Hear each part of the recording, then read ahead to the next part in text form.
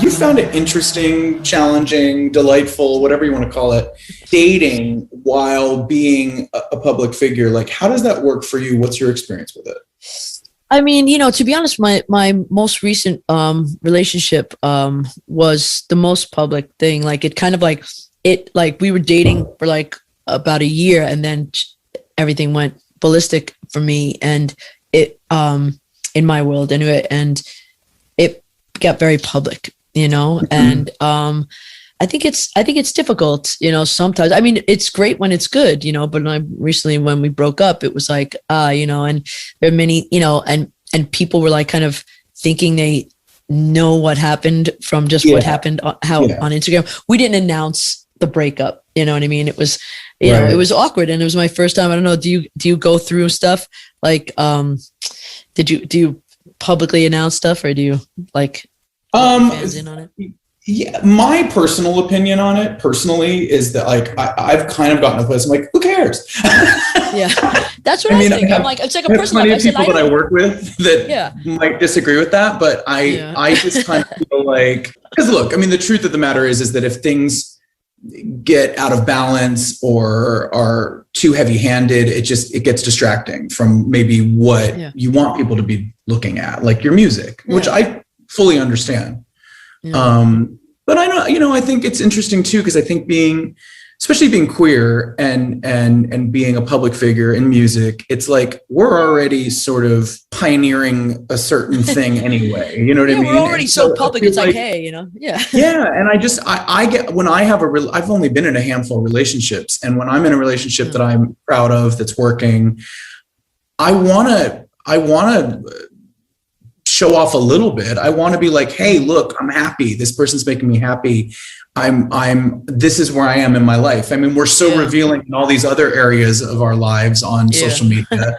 Why shouldn't my relationship be another thing that I address? I'm not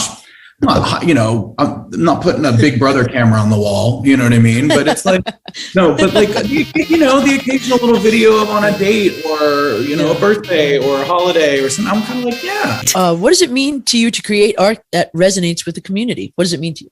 Well, I don't know about you, but when I first got into, like, when I auditioned for Idol and everything popped off after that, it wasn't ever a part of my initial vision to be like, oh, and I want to be a role model for gay people.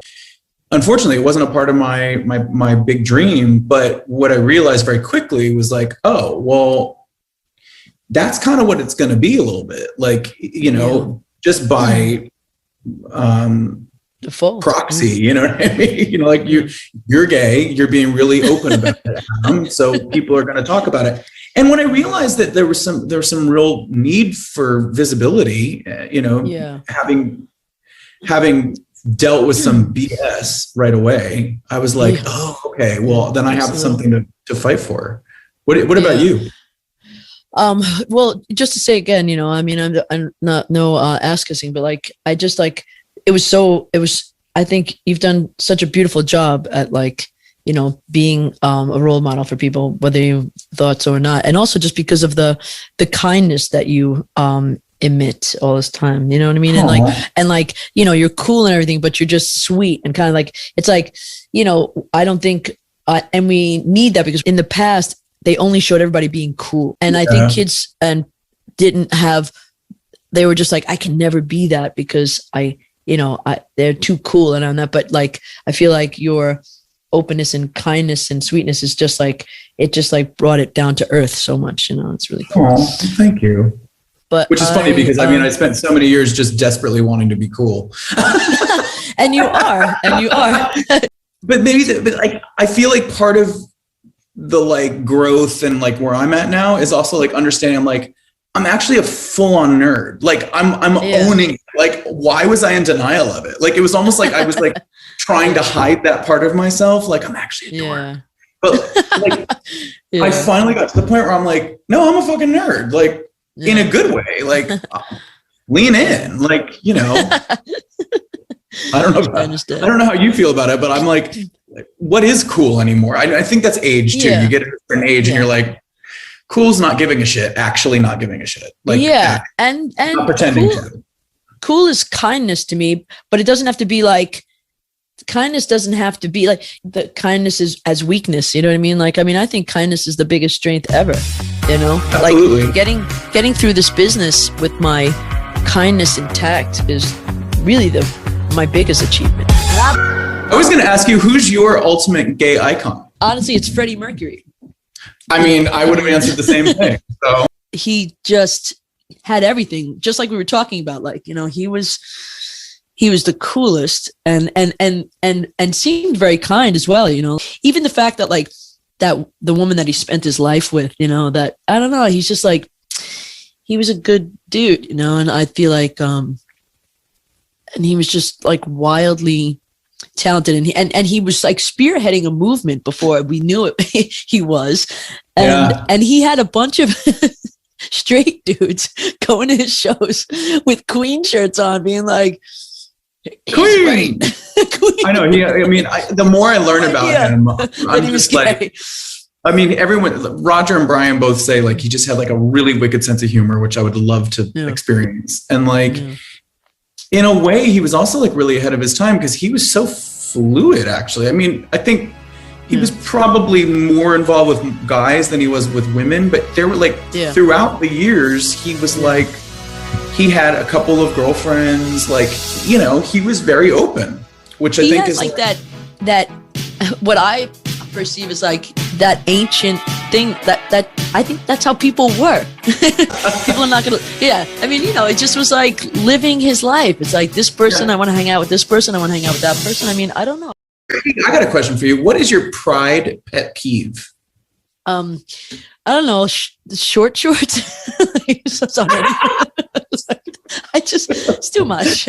I don't need that much of your thigh. Male, female, I don't care who it is. It's just like a little. Sometimes they're great. Sometimes I'm like, I love how you went for the fashion. I was gonna go like more deep, like trying to like, you know, solve world peace. But no, my thing, you know, my pride pet peeve is that I don't like within the gay community, within the queer community, because it's more than just gay, how certain members of the community will like exclude or hate on other members of the community. For example, like I feel like there's a lot of gay men that are still really anti-trans, and I'm just like, come on, guys. Yeah, like, well, that's what we were. Like we're all in this together. We're all just looking for our own equality and our own right to happiness. Please be nice. So that's my pet peeve. I don't like when people are exclusionary. Yeah. Well, I mean, I think it's really like in the lesbian world, sometimes like, you know, I felt like there was like some of the older gay people were like kind of hating on younger gay people because there was just they had more options and stuff like that, you know, and it's just like, the ageism is for real. Yeah, and we do have that, but like, and we, you know, but like because of you, so I've had little pangs of envy, you know, for the young. I'm like, wow, how nice it is for you, you know what I mean? You know, but it's also like I realize that it's also something to really celebrate and support and enjoy. Who's a good role model today? Who would you say? Oh gosh, you. What about like a new artist that's like up and coming? Troy Sivan, I think is really dope. I'm really blown away by what Lil Nas X has been doing. Yeah, I mean, he's the best. I think he's just it's rock and roll. Like what he's doing is rock and roll. He's pissing people off. He's shaking things up. He's making waves. Like we haven't really had that. Yeah, and he's so. It's just like the unapologeticness of it is really. He is not bothered. Not at all. No, it's really cool. It's not a ripple. It's really cool. Yeah, I agree. I love the way he like stands up for himself online. And he does it all with humor. It's not taking it too seriously, which is so great. Yeah, he's like, you know, I don't really like using this word sometimes, but he normalizing things. It has no like, and it's just really, you know, it's just because he has a special personality. I mean, you know, that's the thing. Like one of the things that like is so important and so nice these days, as I was saying kind of about you is that people get to really see a personality more so now, and they can see what's behind the success in a way. Like, yeah, it's like important. You know, yeah, people that don't have it sometimes succeed too, or just don't, you know, or keep it different, and that's their thing too. They're just like, they're kind of like, you know, there's people that, I don't know, sometimes you want to see someone who's just like doesn't give anything away, just be like, you know, and you're like, wow. But what do you like best about each other? Or what would you like to tell me something nice about me?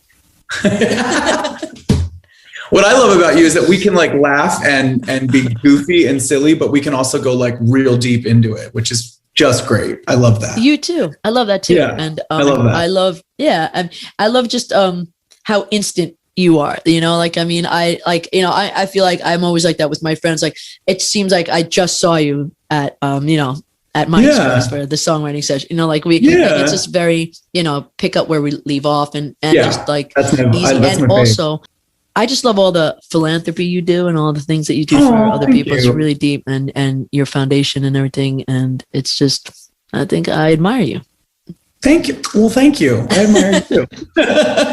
The philanthropy thing has really become such a source of pride and joy, and genuinely excited by it. I mean, I went to the LGBT really Center of LA a couple, like last month, and it's just like, I was just so excited that this organization existed, and learning about it, and the opportunity to communicate that, all of that information to my fans and around. It's really exciting. I really like it. Yeah. I didn't realize how much I would really love it, to be honest. Yeah. Well, it's lighting you up from within, and it's cool, and everybody needs it. Thank you. Yeah, thank you. What would you tell your older self? It's usually younger, but I kind of like, what would you want to tell your older self? I like that too. I would say ease up on the on the drinking. It's like, during the pandemic, stop doing so much drinking. No, I would probably say, you know, I would say congrats, man. Why did you worry so much? I would say you did it. Like, you know, I did everything I set out to do already, and I'm so lucky. I could like literally like die tomorrow. So I'd be like, nice. See, you worried so much. You worried so much. You didn't need to worry so much. Why do you worry so much? You're gonna die early if you worry so much. I think I would tell myself, like, see what happens when you trust yourself? Aren't you happier? Exactly. You trusted yourself. Good job, Lambert. Finally. Hey, thank you so much for being a part of our Quite a Queer conversation with us here on Virgin Radio Pride. Yeah.